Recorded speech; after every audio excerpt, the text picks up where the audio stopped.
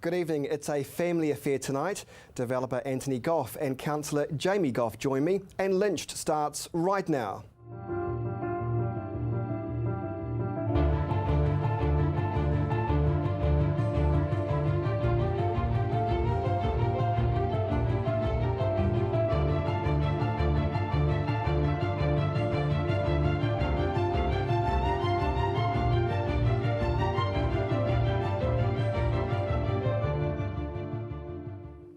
Welcome to the program. Let's get straight to it because we've got lots to discuss. Anthony Goff and Jamie Goff, welcome to the program. Thank you very much indeed, Nice to see you. We've got Chris. so much to talk about. Kermit's here, by the way.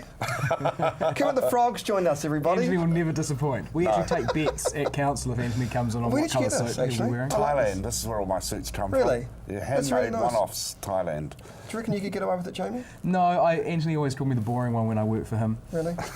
All right, first of all, since you're both here, this is a bit of an exclusive, isn't it? Because you were saying off here you've never been interviewed together. Correct. First No, time. we did, I think, Oh, did. 7 sharp once. I think. Oh, we don't worry about that rubbish. But not on CTV. A great announcement last week. I'm always excited about developments, particularly in the central city. This time, Otahu announced a development to get rid of the police building and to get some new property there. But interesting though, they were quite careful with their words, not to say this is one stop shop, this is going to happen overnight. They sort of said in a roundabout way, yeah, we'll create this development as it happens, as the need arises. They're being very cautious, I thought, Anthony. Well, I think everyone should be cautious because there's been an overbuild in the centre city in office space, so you really would not want to build without having got tenants. But actually, they've got some pretty good tenants lining up. They've got 2 or 3 government departments. They've got Ernst & Young, now known as EY. They've got Oricom floating in the shadows there, looking to build some apartments along Montreal Street. That's really good. First time we've seen a new build in Centre City with apartments. You must have been quite happy, or you must get quite happy when new buildings pop up quite close to yours, because obviously that means an economic stimulus, more availability, more potential for tenants, more foot traffic. It's great. It's great for everyone. It's great for the city. And hey, it's been a dead site, the Kinadwood Barrett site. It's just been a car park for years and years and years. And let's be honest, the police station doesn't totally spin everyone's wheels. I'll tell you what, there are so many people, I get so many emails and Facebook messages wanting to know when that thing's going to come down so they can watch the implosion if it ever happens. Jamie, it is a good sign of recovery. It is a good sign that Otahu's reinvesting in Christchurch.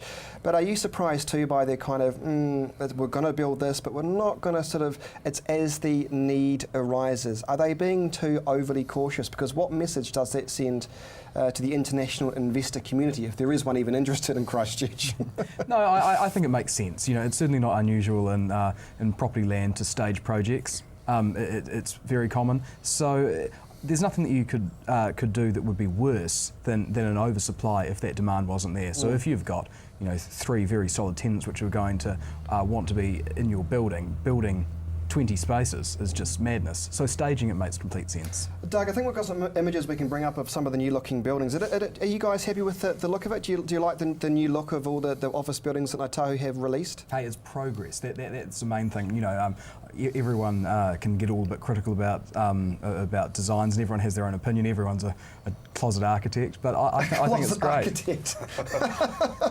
That looks all right, doesn't it? Bit of glass. Yep, you've got to remember these are at a development stage. My buildings have changed a lot from when they first That came looks out. nice. They must be apartments, are they? Yes, that'll be Montreal Street. Oh, that's fancy. Lovely big square in the middle of it all. What are those, organic gardens at the front there? Oh, that's a box. That's a cardboard box. I don't like that. That's a cardboard box. But regardless of that, I mean, that's all right. Look, I don't mind as long as there's progress. But it does lead me to my next question about boring buildings. I don't know if you guys are aware, but property investor Richard Pebbles told News Talk ZB, expect the rebuild of Christchurch to look simple. Because of the rising materials and labour costs, it's making it uneconomical to build anything too flash, other than simple box-like structures. Is he? You raised your eyebrows. Is that a bit of a worry? I'm not subtle enough. I thought that I was actually doing that internally. Is that a bit of a worry if we are going to get a lot of boxes around? Don't get me wrong. Yeah. Richard's a lovely guy. He's back in Christchurch. That's fantastic. But he is the box king. That's really what he does. It stacks up, and he never does anything. So he's just trying to front foot the boring Boxes. Boxes. Well, Yeah. that's sort of been his Cheeky. MO with it. I think he's a lovely guy. I think he's very, very successful in what he's done, and I think that's fantastic. And I'm glad that people like him are in Christchurch and they're investing here. What else is he responsible for? What other boxes does he make then? Oh, he'll be one of the largest property developers. I would say in Christchurch. Right. Particularly, there's a lot of the stuff down Blenheim Road which he was done. Montreal Street. You'll see Peebles Group down Cambridge Terrace. Montreal Street. There's certainly a lot of stuff that. Victoria Street. In fact, hasn't he actually got the building on the corner of by the terrace there? Yep, he sure has. And it's actually going to be a nice building. Yes. It's going to be copper. Your building looks flash, though. It doesn't look like it's a. You haven't designed or involved in a cardboard box. I quite like yours. It's stunning, Yes, in fact. Well, I got told off by the urban design panel. They said I had a fundamental error in my designs, and was that was that? a worry. They said it all looks different. And I said, well, look at me. What do you expect? It's not going to Oh, be... that's right. The urban planners prefer something like the Rebel Sport building because that's Yes, that's architectural right. brilliance, isn't it? Yes, with no windows. Who are, And it won't who are look these good. urban planners that don't tell me, they work at the council, do they? No, these are independent architects and some council people. Do you go tell them to take a flying jump? Yes, and then I got into trouble. But they've got no teeth, so it doesn't matter. Are they going to say no taste? No, sometimes they But think if this they're teeth. independent panel of experts have got no teeth, why do they bother telling you that in the first place? Who's paying them? I think council are. But that's all right. Hey, it's an opinion. Hey, good to have opinion out there and good to challenge it. And I'm not afraid to challenge it and say, well, I like my variants and Good. I like to be colourful, and that's part of it. Yeah, and not to mention as well, if there's something that comes out of it when you've got architects there that are sitting down and saying, here's how this could work, here's how visual amenity, in their opinion, could be increased, it's free advice. So there's certainly nothing wrong with that. No. And I think with what Richard's doing, hey, good on him. I do understand cost of construction is going up, everyone's battling with that, but then you've got the Steve Collins of this world. Brilliant, the Wave building. So for under $30 million, you managed to do an absolutely stunning building. So I don't think that you need to pay hundreds upon hundreds of millions to have quality. There was an article on TV3, sorry, you want to say something? Yes, I was going to say, there's been a lot of talk about sort of inflation and prices getting out of control. Actually, they've levelled off. We've had no inflation in construction costs this year, 2015. We're in April now. It's gone flat. The big rise is over. So that's great for Christchurch. That is good, isn't it? That means it's going to be Very, more very affordable. good. You won't have to sort of, change your plans. TV3 on Thursday last week had a very interesting article. A city of two halves, they said. This time they weren't alluding to the residential red zones or anything like that. They were meaning in the city. So over one side of the Avon River, you've got, the Wave building, a lot of development by private investors. Apart from your precinct and the two other major developers near Ballantynes, there isn't much going on. And Jeff Hampton, in his report, was suggesting, isn't it interesting that the development of Central City has happened in spite of Sarah? Jamie, is that unkind, or do you think there's a bit of truth in that?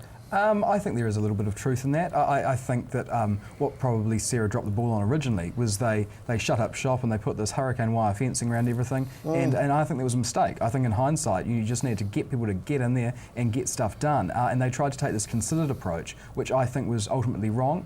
But you know what? They did the best they could. I think they've also done a lot of things right. No one's perfect, but I think that was a mistake, to be perfectly honest. And I also think the timeframes around the ODPs was a mistake because you had the situation, in the southwest of City Mall where it just stagnated and people sort of tried to ask telephone numbers because property developers actually played like property developers, and Sarah forgot that that's the industry that they're in. So with the lack of time frames around those things, I think was also not ideal. But look, you're seeing a lot of stuff happen though. Not just across the road from Anthony's. There's that, so it's $150 million there. You got 150 in the terrace, probably something quite similar. And Nick Hunt's there. Ballantynes is up and running.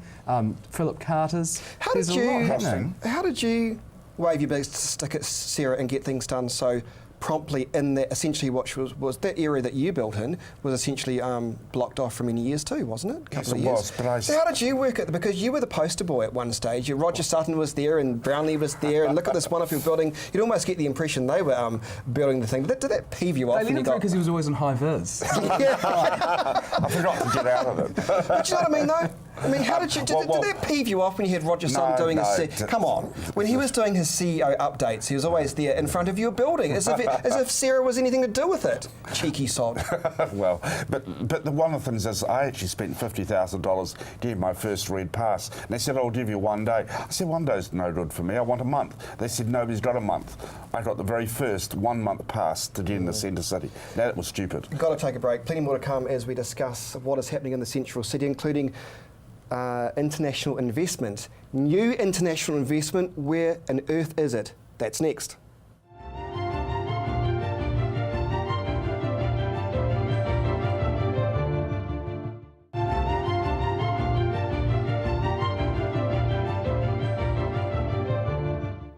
Welcome back to Lynched on CTV. A very colourful Anthony Goff literally is with us, Kermit, and Councillor. You don't mind being called Kermit, do you? Because you know I like the Muppets, don't you? Well, I answer to anything, you know. That's how. Good. I bet you do. I bet you do. And Councillor Jamie Goff is with us as well. And right. Let's answer to anything as well. Exactly. Usually, Good. hey, So you you should. or worse. International investment. All right. So it's a bit of rewriting history going on here because we were all told that the international investors would be flooding into the central city. Come on, we were told that. Remember this? Sarah told us this. Now that the narrative has changed somewhat. Oh no, it's all local investors. Thank goodness for you. Thank goodness for the other local investors that have decided to remain here. Now we had Sarah officials, spin doctors, off on a junket trip to Sri Lanka and India, promising they've made great inroads in getting the Indians market and Sri Lanka market, private investors over there coming here. It's a load of crap, isn't it, Anthony? Total rubbish. We have no out-of-town people coming to Christchurch, not even Aucklanders. And let's face sorry to interrupt. What I mean by that is no new international investment. Well, even the overseas people, the Chinese and Japanese and Koreans, they haven't pulled their wallets out and started spending money. They keep saying they're going to, but they're sitting around doing nothing. What do you think they will, or do you think this is pie in the sky stuff? I mean, part of me thinks it's very worthy of Sarah to go on this junket with government ministers and, you know, wave their magical wands around. But what? You're an investor, you're a developer. Why would they bother? Yeah, why would you? We haven't rushed off to Japan where they had a tsunami and the nuclear fallout. Why would you? We don't know the sentence, so why do they expect overseas people? It's not going to happen. Hey, in 10 years' time, yes, but not now. And as you say, thank goodness, the local passionate people, nutters like me. Hey, you've got to be slightly nutty to do this thing. No, I don't think nutty is the right word. I think it's passionate and hopeful. And that's what you represent in the city, and I commend you for that. Jamie Goff, where do you sit on this? I mean, part of me thinks, yeah, we've got to try at least get out there to the international community, but we're now into year 4. I do know that Sarah went on a wee tiki tour around New Zealand trying to get investors. No interest from what I can gather. They've already been on overseas trips before. A Sarah spokesperson has assured me, yes, something's in the making, but they failed to tell me what. They won't tell me that for commercial reasons, probably. What do you think? Well, yeah, I'm still yet to have those discussions, so I haven't heard anything more than you have.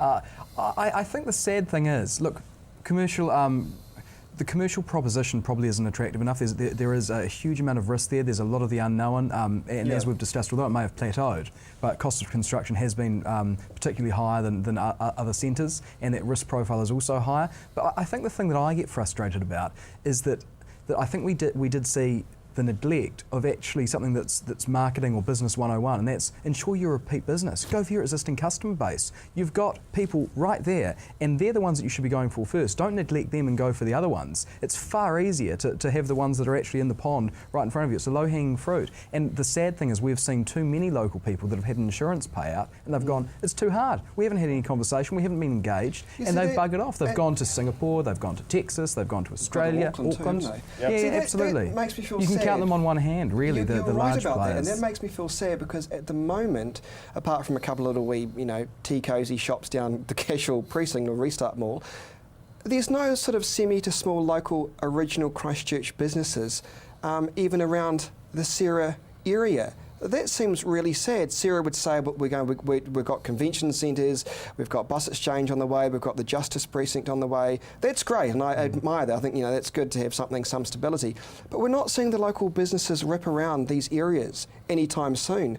Why is that, Jamie? Well, look, your guess is as good as mine. I do think that there is the case of that positive snowball effect, that once you start bringing in those people like the large amounts that come from the government employees and the EYs and the Deloittes and the likes of the Justice Precinct and employees that are associated with the hotels and convention centre, that's all positive stuff. Yeah. But sometimes it does end up that chicken and egg scenario. I think you've also got to realise there's actually very few offerings right at the moment. There's the Restart Mall, and you do have one-offs in there. You've got Mayor's Shoes. That's where my shoes come from. You've got Harper, who's Harper. She's a Christchurch person. Maureen Tane. And Not a fault. so you've got all these actual passionate local people that are buried there. They're looking for a home. Hey, give it 2 years, we're going to have lots of those sort of things around. Don't give up hope. All right, It's well, for coming. good. This is a counselling session now, isn't it? No. Let's, I'll tell you what I don't think there's much hope for, and it's the Christchurch Town Hall. I'm sick of that. I think it's an eyesore. Yeah, okay, you can always say that the acoustics for this building were amazing and world-renowned, but come on, we're in the 21st century, aren't we? So we can recreate acoustic design anywhere in the world. That's a fact. It was a beautiful building, don't get me wrong. I do love it. I do think it's remarkable. But once again, we're talking about severely underinsured.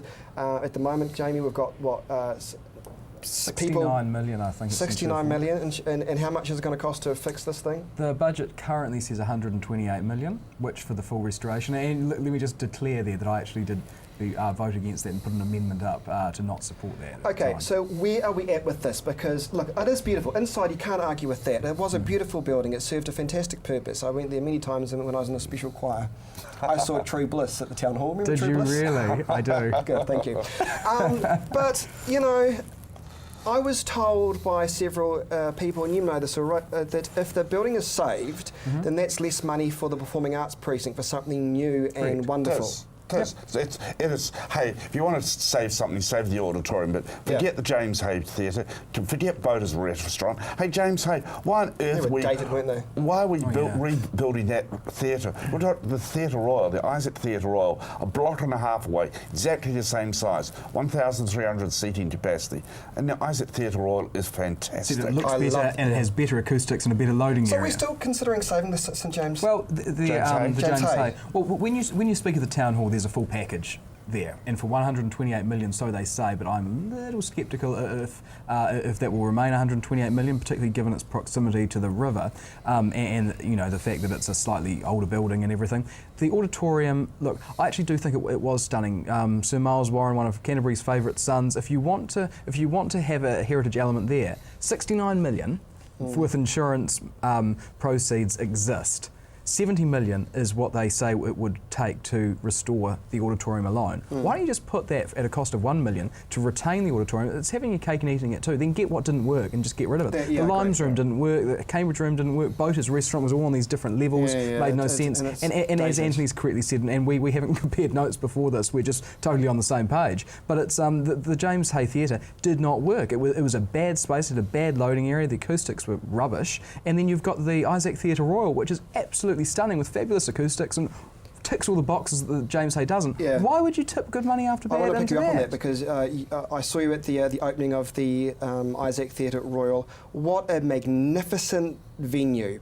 I saw the Phantom of the Opera there just performed by the local Christchurch group, Showbiz Christchurch. Oh, fantastic. Gee, amazing. I cannot fault it.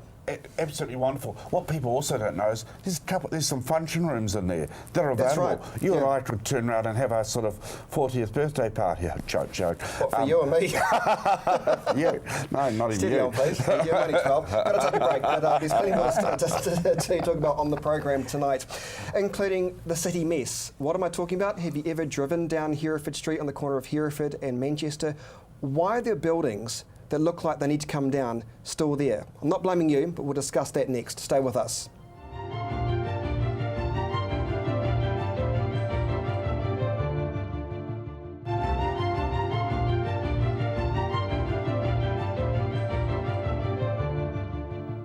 Welcome back to Lynched on CTV. It's a family affair tonight. Anthony and Jamie Goff are my guests. Guys, let's discuss the mess in the central city.